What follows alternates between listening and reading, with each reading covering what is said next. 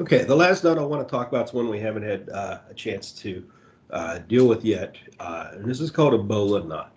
It's a rescue knot. We use this to tie a loop so that we can throw a rope to someone. They can wrap that rope around themselves, and we don't have to worry about the rope squeezing them together. We wouldn't want to do two half hitches and then throw that loop to someone because as we pull on the rope, it'll crush them. And we really don't want to use the taut line either because that rope is adjustable. Uh, us pulling on the rope won't, but their weight against the rope could also make the knot slip tighter around them. So the way that we do a bowline knot, or you might call it a bowline, is we take our rope and we want to make a loop. Now it's very important we make the loop the right way. This thing here is, we're going to call it our tree. This piece of the rope here, we're going to call it our tree. And so trees have their roots in the ground. So the other rope needs to be crossing around it. So we don't want to have it this way. If we have it this way, things aren't going to work. Okay, the story just won't work. Okay, then what you're going to do is take your thumb and your forefinger, and you're going to pinch the rope right at those two pieces to hold that loop together. Okay, we then take the other end of our rope here, and we're going to do our story. And here's how our story works. This is our rabbit. This is our rabbit. The other piece here, that's our tree. So the rabbit came out of the hole. So, of course, to come out of it, he has to start under it. So the rabbit came out of the hole. So there he is. He's kind of bouncing around, rabbit, rabbit, rabbit. And then that rabbit is going to go around my tree. So he's going to come around the tree. Okay, there he went around the tree. See, he's out of the hole. He went around the tree. And then he's going to come back in the hole. So he's around the tree. Now he's going to come back into the hole. Now, very important, when he comes back into the hole, you need to grab two pieces of rope. You need to grab the rabbit where he was coming back in the hole, and then you need to grab the piece of rope where the rabbit was coming out of the hole. Okay, at this point, we can let go of our loop, grab our tree, holding those two pieces, we pull tight. And that will give us a loop that will not slip. You cannot make that loop slip.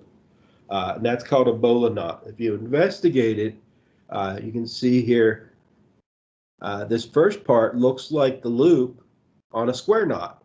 But if we turn it around, the knot's actually, the other side, it's actually twisted around itself. And so this knot will not slip. And we use it as a rescue knot. So let's do this a second time. Okay, so again, we want to make our tree. Again, very important, our tree has to be in the ground. No matter how we do our loop, whichever way we have our tree, it needs to be in the ground. And for some reason now I all of a sudden can't make my tree be in the ground. All right, so there's my tree in the ground. Tree doesn't have to really be that big. It's actually a little more helpful if you keep its loop kind of small. Give yourself a little more rope to work with. Again, we're going to pinch the tree and pole juncture there. Kind of hold those together with our forefinger and take the other end of the rope. Again, that's our rabbit. He came up out of the hole. He goes around the tree. So we come around the tree, make a U-turn around the tree, and then you're going to go back into the hole. Now, when you go back into the hole, here's the path that was coming out of the hole. So I need to go back in the hole. I'm going to grab the two paths, path outway and the path in. I'm going to pinch those in my two fingers. I'm going to let go of my loop, grab the tree, and then tug both ways. Tug on the tree, tug on your two loops. And then you get a bowline knot, which again is a knot that will not slip. So let me show you this one more time. This is definitely one you need to practice. The nice thing about a video is you can pause it and kind of go back through the steps. So again, make our tree. I'm going to make the tree kind of a little small so I have a lot of rope to play with. Again, my tree needs to be underneath. And so my ground, of course, is coming across the tree. So again, I take my thumb and my forefinger and I pinch it there. Okay, again, here's my tree. Then I'm going to take the other end of my rope. I'm going to come through. He's going to cross up through the rabbit hole. Rabbit came out of the hole. There he is. He goes around the tree. So all the way around the tree. There he is. Tree's kind of falling down. It's not a really big tree. And he went back into the hole. At this point, I want to go into the hole. Careful you don't make your tree bend over. All right, got myself back into the hole.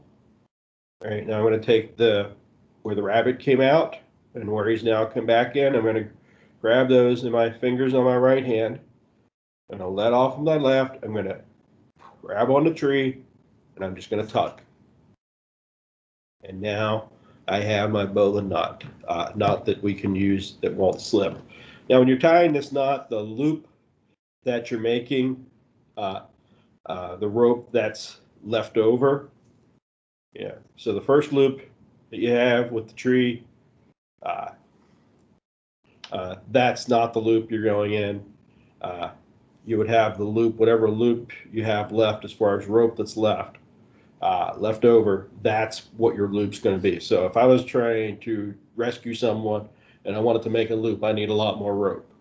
But if I wanted something for just someone to put their hand in to grab a hold of, then this would probably be fine. All right, again, up through the hole, around the tree. So there's my tree still standing there. Back down into the hole. And again, take my path coming out of the hole, my path coming back into the hole, take that along with my tree, tug them to make our Bowline knot. So practice these knots. They're definitely important. They're some of our requirements for advancement, and for anyone going on into Scouts, you're going to need to know how to tie these.